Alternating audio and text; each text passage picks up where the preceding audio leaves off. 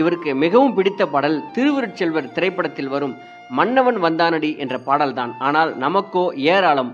அவற்றில் குறிப்பிடும்படியாக தாமரை கன்னங்கள், ரோஜா மலரே ராஜகுமாரி, தமிழுக்கு அமுதென்று பேர், சிட்டுக்குருவிக்கென்ன கட்டுப்பாடு, மறைந்திருந்து பார்க்கும் மர்மம் என்ன, உன்னை ஒன்று கேட்பேன், பார்த்த ஞாபகம் இல்லையோ, மாலை பொழுதின் மயக்கத்திலே, நினைக்க தெரிந்த மனமே உனக்கு மறக்க தெரியாதா, நான் மலரோடு தனியாக அமைதியான நதியினிலே ஓடம், வாழ நினைத்தால் வாழலாம், அன்று வந்ததும் இதே நிலா, இயற்கை என்னும் இதயக்கனி, ஒருத்தி ஒருவனை நினைத்து விட்டால், ஆலயமணியின் ஓசையை கேட்டேன் போன்ற பல பாடல்கள் தமிழ் இசை ரசிகர்களால் என்றும் மறக்க முடியாது என்றால் அது மிகையல்ல.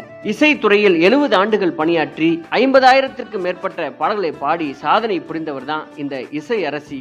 இவர் பத்மபூஷன் விருது, கலைமாமணி விருது, எல்லா மாநில விருது, கேரள அரசு விருது, பிலிம்பேர் விருது, நந்தி விருது என்று இவர் வாங்காத இந்திய விருதுகளே இல்லை என்ற அளவுக்கு இவர் விருதுகளை